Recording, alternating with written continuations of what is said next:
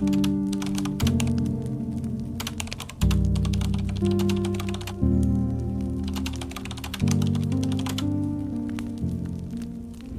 don't have a money problem. You have an identity problem. And that's the part nobody wants to hear, because it means the enemy isn't your salary, your circumstances, or the economy. It's you. Not the lazy version of you. Not the distracted version. The version that quietly, invisibly, believes it doesn't belong in a different financial reality. Most people spend their entire lives trying to fix the outside. New job, new budget, new strategy, and for a while, it works. Money comes in, things look different. Then slowly, sometimes without even noticing, it all goes back to where it was. Not because the plan failed, because the identity didn't change.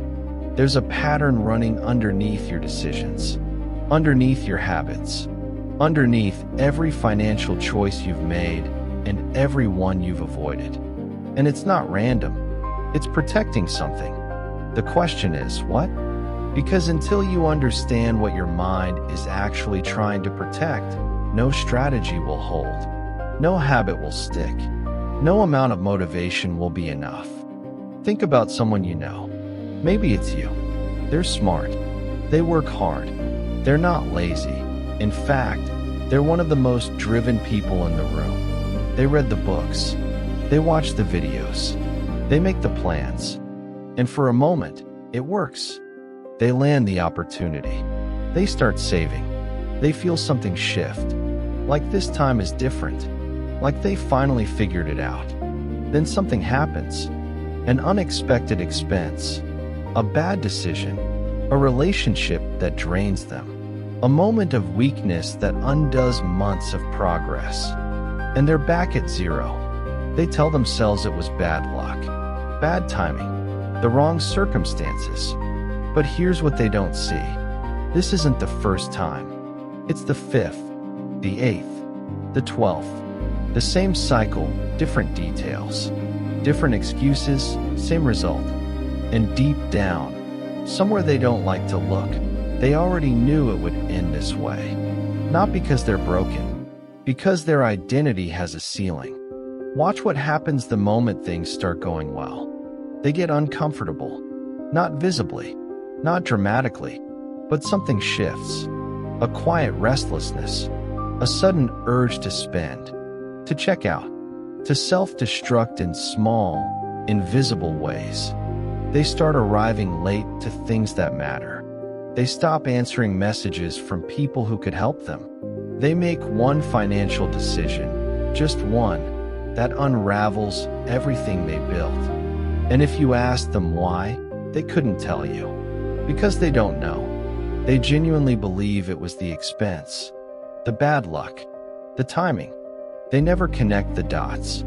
They grew up watching money leave, watching stress follow every dollar that came in, watching the adults around them treat wealth like something that belonged to other people.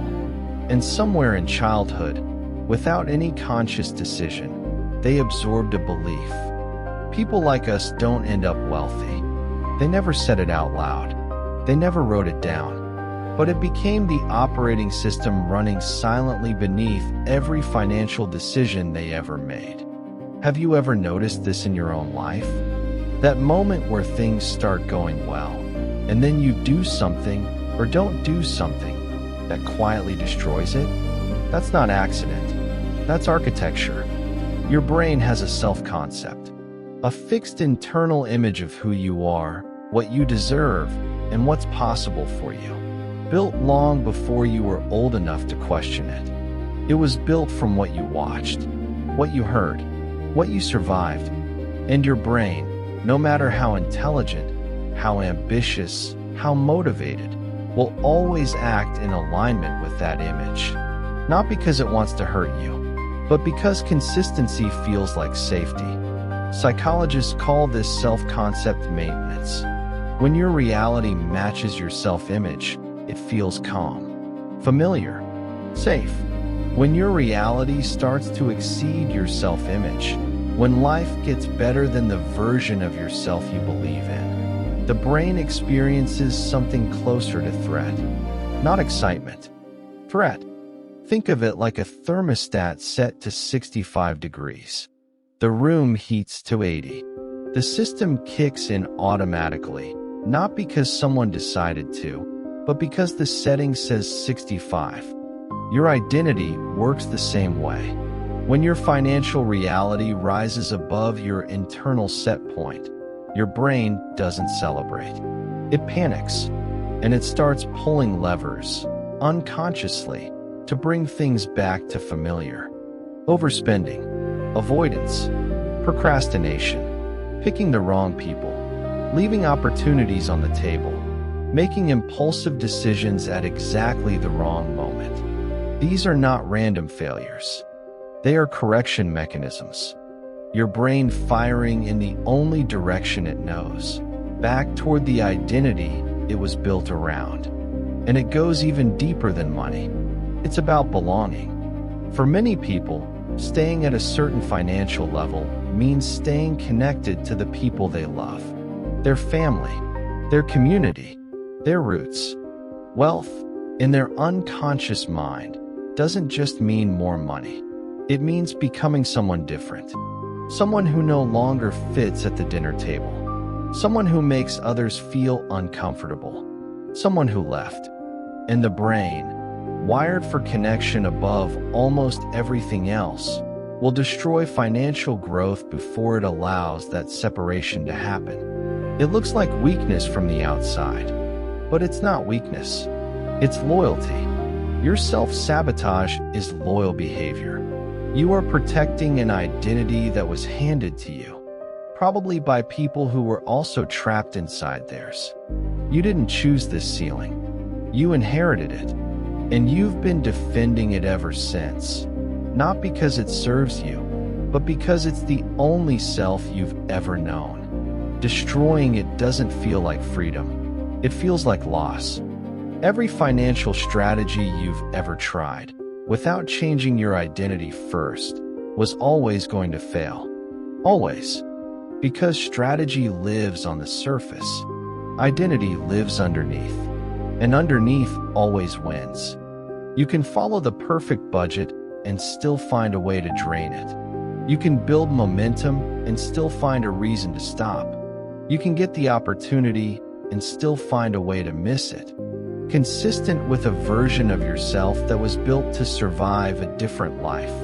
A younger life. A life where staying small actually kept you safe. But that life is over. And the identity it built, the one that whispers you're not the type of person money stays with. It has no evidence from your current life. It's running on old data. Stop asking, why can't I make more money? Start asking, who do I need to become to make money feel normal? Because wealth isn't something you chase. It's something you grow into. And that growth doesn't start with a new plan. It starts with a quiet, uncomfortable decision to stop being loyal to an identity that was never yours to begin with. The obstacle was never money. It was the version of yourself you kept protecting long after it stopped protecting you.